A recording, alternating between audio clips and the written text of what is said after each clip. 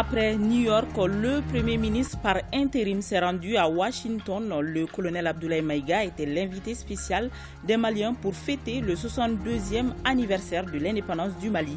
Des certificats de reconnaissance ont été remis pour les actions menées dans la réussite de la transition. Dans la chronique santé, nous parlerons des troubles de la glande thyroïde, une maladie très répandue avec des signes assez discrets. Merci de nous recevoir chez vous, mesdames et messieurs, bonjour et bienvenue. Le Premier ministre par intérim était à Washington. Le chef du gouvernement par intérim était l'invité spécial des Maliens vivant à Washington pour fêter le 62e anniversaire de l'accession du Mali à l'indépendance.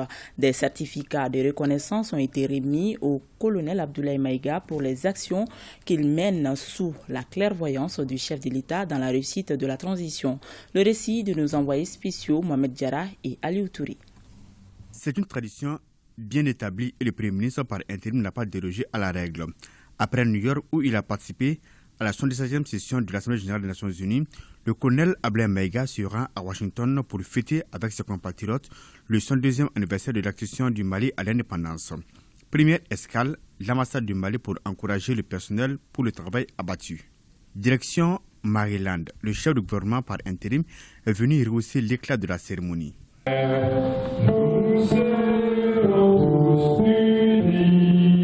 La diaspora malienne est une pièce maîtresse indispensable dans le bon déroulement et la gestion de la stabilité politique et économique du Mali. Nous voulons un quota beaucoup plus élevé au niveau de la représentation à l'Assemblée nationale dans les réformes constitutionnelles et institutionnelles.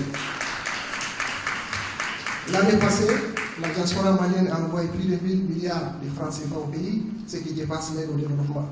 Donc cette diaspora n'est plus à négliger. Et malheureusement, 80% de cette somme d'argent a été investie dans le secteur informel. Le chef du gouvernement a salué l'entente entre ses compatriotes qui constituent un maillon important dans la réussite de la transition. Je vais reprendre une expression du président de la transition, expression suivant laquelle la population constitue notre centre de gravité. Durant cette transition, les autorités que nous sommes, nous tirons notre force et notre puissance justement grâce à la mobilisation et au soutien populaire. Et tout ce que nous faisons, c'est d'abord au nom et avant tout dans l'intérêt de la population. Nous ne faisons pas de différence entre la population malienne à l'intérieur et la diaspora. Je crois que la diaspora, en plus, a un avantage que les Maliens de l'intérieur n'ont pas, que vous représentez tous des ambassadeurs du Mali. Et étant notre centre de gravité, il est très important que cette diaspora reste unie, tout comme les Maliens de l'intérieur également doivent rester unis et se donner la main. Les défis auxquels nous faisons face sont des défis compliqués mais pas insurmontables. En tout cas, tous les jours, grâce au leadership et à la détermination du président avant tout, nous faisons tout pour sortir notre pays de cette situation. En reconnaissant des efforts des autorités de la transition, les Maliens vivant à Washington ont remis des certificats au Premier ministre par intérim et au ministre des Affaires étrangères. Pour moi, la réussite de cette transition est la dernière chance du Mali. Un point, un trait. Pour cette raison donc, nous devons tout faire, non seulement que la transition fonctionne bien et que l'on ait les résultats escomptés, mais aussi qu'après la transition, rien ne puisse ramener le Mali au débâcle que nous avons connu pendant quelques 30 ans et qui a abouti à la situation que nous connaissons. Une célébration en communion pour réaffirmer une fois de plus la souveraineté du Mali. À l'instar des autres pays, l'Association malienne des sourds a célébré la Journée internationale des langues des signes sous le thème « Les langues des signes nous unissent ». La chargée de communication de l'Amasour, Nana Bamba, a, au nom de l'association, lancé un message aux autorités. Elle est au micro de notre reporter Adama Traoré.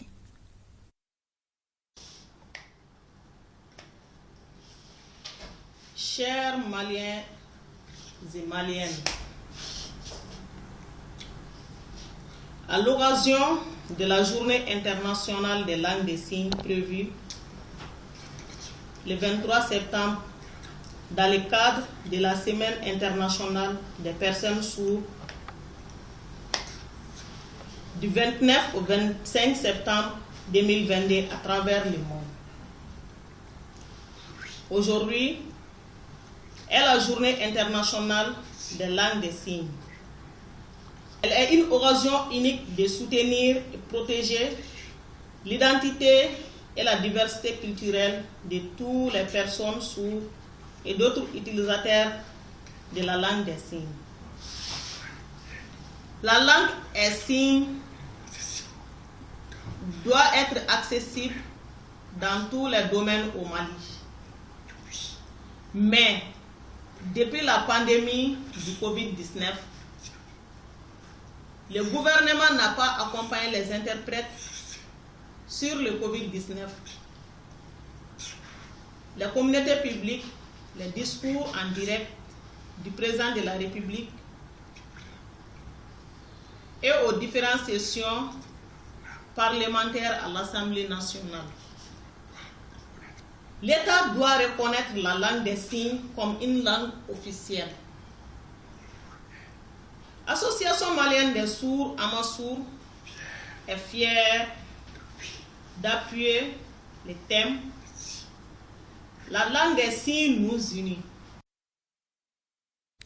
Lions Club Bamako, en collaboration avec Lions Club International, vont les secours à des sinistrés de l'inondation dans la commune de Kalabankoro. Il vient de distribuer un lot important de vivres et de non-vivres à ces personnes récemment affectées par les eaux de pluie. Mariam Koulibaly pour le compte-rendu.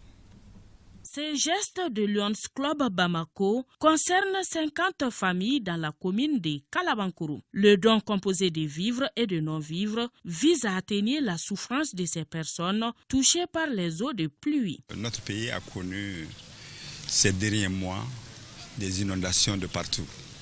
C'est très difficile de pouvoir assister toutes les victimes de ces inondations. Mais le Lions Club International, sa vocation, c'est de demander des subventions qu'on appelle subventions d'urgence à la fondation de Lions Club International pour venir en aide à ceux qui souffrent. C'est dans ce cadre-là qu'on a un certain nombre de localités, dont Kalaban, à qui on a donné des vivres et des non-vivres. L'initiative qui s'inscrit dans le cadre du programme d'aide d'urgence de l'organisation concerne au total 200 familles réparties entre les localités de Djoïla, Ouelesebou et Kalabankoro. Le geste est apprécié à sa juste valeur. Ces gestes nous vont droit au cœur. Nous remercions vraiment les donateurs. L'initiative est salutaire et nous sommes très heureux et très touchés aussi d'avoir pensé à Kalabankoro.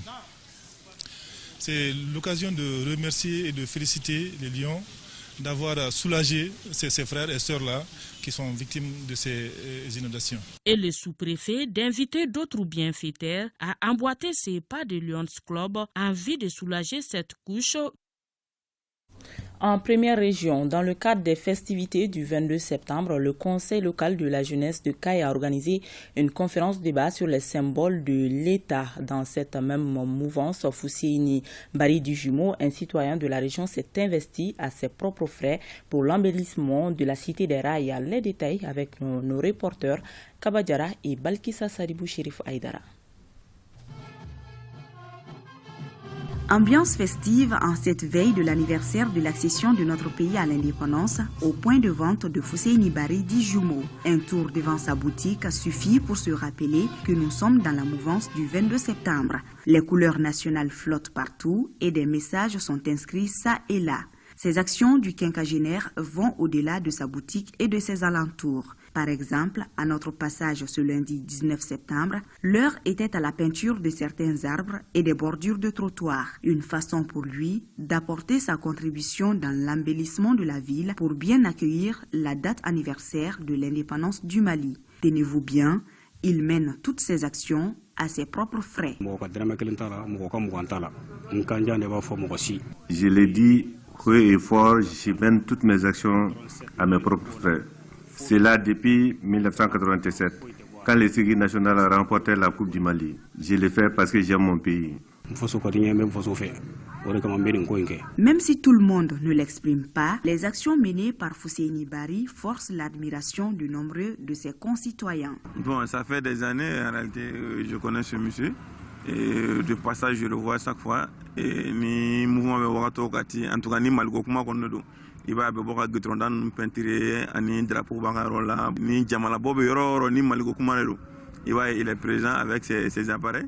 Anaka drapeau, anaka radio, anaka lampadaire. Zimo, je le connais il y a très très longtemps. C'est un patriote fait. Il a l'amour de ce pays. Il fait tout pour embellir le local. Il fait tout. Si on dit seulement le Mali, il s'élève. Les peintures que vous voyez là, il le fait à ses frais. Si on dit seulement le Mali, il est présent. Le Malikoura tant rêvé est bien possible avec des citoyens comme Fousseini Bari. Sans vraiment le réaliser, il transmet son amour pour sa patrie à des jeunes de son quartier. Munis de leur rouleau à peinture, c'est avec plaisir que certains lui prêtent main forte. Pour lui, pas besoin d'être riche pour manifester son patriotisme. Ces jeunes m'accompagnent dans tout ce que je fais. J'invite mes concitoyens à faire le mieux qu'ils peuvent pour la patrie, quels que soient leurs moyens. Sans être forcément un des leurs, Fousseini a aussi gagné la sympathie de certains éléments du groupement du camp de garde de la ville de Caille, situé à quelques pas de son lieu de travail. La musique de la fanfare qui résonne à chaque fois dans sa boutique est tout simplement galvanisante pour ces éléments qui aussi reconnaissent en lui un patriote dans l'âme. Connaître et identifier les symboles de l'État, ce sont entre autres l'objectif de cette rencontre débat qui a regroupé plusieurs jeunes dans la salle de conférence du gouvernorat. Cette activité s'inscrit dans le cadre des festivités du 22 septembre, fête de l'indépendance de notre chère patrie, célébrée le jeudi dernier. Pour certains jeunes, multiplier ce genre de rencontre est fortement souhaité. Je dirais que cette conférence mérite d'être une conférence nationale. Les symboles de l'État méritent aussi d'être instruits dans nos écoles. Donc ça, c'est un appel que je lance à l'autorité pour lui qu'on diversifie un peu ces actes d'initiative. Et cette conférence est nécessaire pour nous les jeunes. Connaître les symboles de l'État, ça fait partie de notre rôle. Pour le représentant du gouverneur de la région de Caille, cette initiative des jeunes est salutaire car elle permettra à coup sûr à plusieurs personnes de connaître désormais les symboles de la République. On ne peut pas dire qu'on est d'un pays sans connaître les emblèmes de ce pays. Il faut d'abord savoir ces emblèmes, savoir quel est le drapeau, qu'est-ce que ça signifie, et l'hymne national, qu'est-ce que ça veut dire. Si la jeunesse a eu l'initiative de telle, il faut les encourager. Rappelons que cette conférence débat a été organisée par le conseil local de la jeunesse de Caille avec l'appui du maire de la commune urbaine de Caille, du commandant de zone numéro 4, colonel Salim Bamba Konaré et du docteur Malik Ban. Valider l'avant-projet du rapport d'évaluation du régime d'assistance médicale à RAMED, c'est l'objectif d'un atelier qui vient de s'ouvrir ici à Bamako. Le dit rapport de 64 pages devra permettre de trouver des solutions appropriées aux difficultés dans la mise en œuvre du RAMED. L'initiative est de l'Agence nationale d'assistance médicale ANAM. Le compte-rendu de Anchata Koulibaly. Le régime d'assistance médicale RAMED fait face à de nombreux défis dans sa mise en œuvre.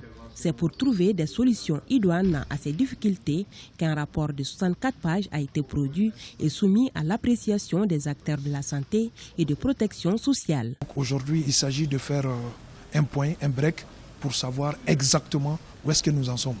Donc c'est cette étude qui permet aujourd'hui de confirmer ce que nous attendons un peu par rapport à l'évolution du régime, parce que vous n'êtes pas sans savoir que en 2022, notre ministre de tutelle avait demandé à ce qu'on puisse procéder à l'enrôlement de 3 millions de nouveaux bénéficiaires dans le RAMED. Les résultats de l'évaluation du RAMED soumis à notre réflexion offrent d'une part l'opportunité d'apprécier l'effort de l'État dans sa quête d'assurer l'équité en matière de soins de santé, puis d'autre part la perspective de baliser des pistes pour une soutenabilité du régime d'assistance. L'Organisation mondiale de la santé et tous les partenaires techniques financiers, très attentifs à l'amélioration de l'extension de la couverture des risques maladies, ne ménageront aucun effort pour soutenir le Mali. Le RAMED est un dispositif de protection sociale. Il s'inscrit en priorité la prise en charge médicale des personnes en situation de précarité. De 2011 à nos jours, l'ANAM, au compte du RAMED, a immatriculé plus de 2 millions de bénéficiaires. Ces efforts et résultats ne doivent occulter les nombreux défis qui joncent la mise en œuvre du RAMED, notamment son financement et son montage institutionnel. Ainsi, après une dizaine d'années de mise en œuvre du régime d'assistance médicale, il est apparu nécessaire de réaliser une étude pour évaluer le régime. Les différentes recommandations formulées à l'issue de ces travaux vont permettre une meilleure prise en compte des cibles du régime d'assistance médicale, notamment la prise en charge médicale des indigents et les blessés de guerre. Ces signes sont assez discrets. Elle est très souvent découverte au hasard lors d'un examen. Il s'agit des troubles de la glande thyroïde. Cet organe situé entre la tête et le cou contrôle plusieurs fonctions vitales comme le rythme cardiaque, la croissance, la faim ou même le sommeil. On en sait davantage dans Focus Santé. Mon goitre a commencé par une angine. Quand je me couche, j'ai la sensation d'étouffer. De troubles respiratoires, gonflement des vaisseaux dans la région cou avec des sensations prolongées. Voilà des signes qui ont révélé l'hyperthyroïdie chez cette patiente de 57 ans. L'étiologie de cette hyperthyroïdie, c'est un goitre multinodulaire toxique. C'est-à-dire qu'elle a beaucoup de nodules au niveau du cou. C'est ça qui est rentré en activité et qui a entraîné cet hyperfonctionnement de la glande thyroïde. Donc le traitement va consister chez elle de 2 temps. Le premier temps, il faut calmer, en termes techniques, refroidir la glande thyroïde. Cet hyperfonctionnement, on va le mettre sous traitement pour que la glande puisse revenir à la normale. Une fois que la glande est normale, elle doit être proposée à la chirurgie. Selon les résultats des études menées, cette pathologie est plus fréquente chez les femmes, surtout celles qui sont proches de la ménopause. Ces causes sont multiples, mais les principales sont d'ordre familial ou un dérèglement hormonal. Cette anomalie de fonctionnement peut aller dans le sens d'une grande augmentation de la production des hormones qui sont produites par cette glande ou une insuffisance de production des hormones produites par cette glande. Donc, dans cette dysrégulation, l'excès de production, c'est ce qu'on appelle l'hyperthyroïdie. C'est l'hyperfonctionnement de la glande thyroïde. Et l'insuffisance de production de la glande, c'est ça qu'on appelle une hypothyroïdie. Ce dysfonctionnement de la glande thyroïde se manifeste par la perte de poids, l'accélération du battement cardiaque. Cette hyperthyroïdie se manifeste surtout par des signes d'irritabilité, c'est-à-dire la personne est très excitées, très agitées, mobiles. C'est des personnes qui sont nerveuses, donc des personnes émotives. La moindre des signes peut les faire pleurer ou être un peu agressifs. C'est des personnes qui ont du mal à dormir la nuit et qui font beaucoup de cauchemars. C'est des personnes qui vous disent chaque fois qu'ils ont le corps chaud parce que la glande régule aussi la température corporelle. Des manifestations qui sont également source de beaucoup de cas de divorce.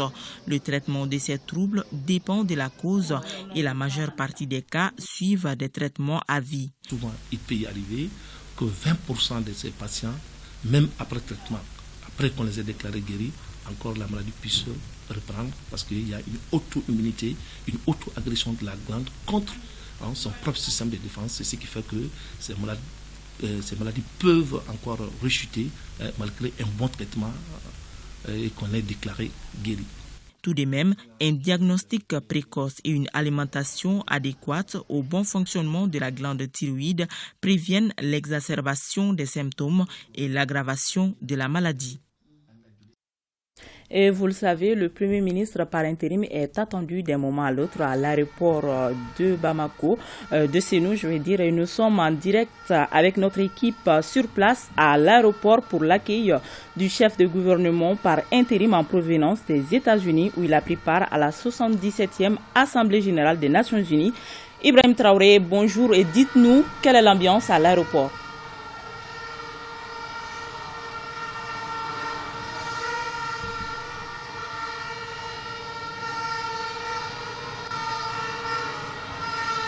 Bonjour Barakissa Ouattara, mesdames, messieurs, bonjour, vous l'avez dit, nous sommes ici à l'entrée de l'aéroport international président Modibo Keïta. C'est nous, vous le constatez certainement sur les images, l'ambiance est assez électrique ici avec un beau monde venu accueillir le Premier ministre et l'atterrissage de l'avion du chef du gouvernement par intérim est annoncé ici pour 13h33 minutes.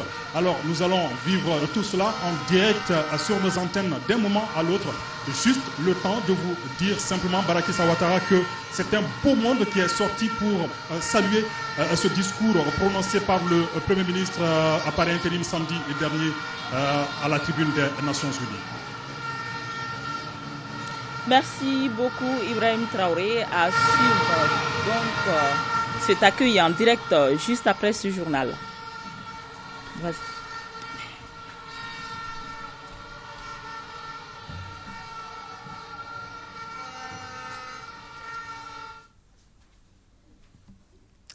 Actualité oblige, suite à l'arrêt du match amical Mali-Zambie d'hier par la pluie au stade du 26 mars de Bamako, le ministre de la Jeunesse et des Sports chargé de l'instruction civique et de la construction citoyenne a rédigé un communiqué de presse. Nous recevons à cet effet Seragatou Sissé pour la lecture du communiqué. Bonjour Seragatou. Bonjour Barakissa Ouattara et bonjour à tous. Le ministre de la Jeunesse et des Sports chargé de l'instruction civique et de la construction citoyenne, M. Moussa Ag Attaher, informe que dans le cadre des préparatifs de la CAN 2024, 2 matchs amicaux programmés par la FEMAFOOT devraient opposer les Aigles du Mali à leur homologue de la Zambie. Les 2 matchs se sont déroulés les 23 et 26 septembre 2022 au stade du 26 mars. Le deuxième match, prévu le 26 septembre, a connu des perturbations à partir de la 16e minute suite à une pluie diluvienne qui s'est abattue sur le stade et une bonne partie de la capitale. C'est ainsi que l'arbitre central a décidé d'interrompre momentanément le match en attendant de meilleures conditions pour la reprise.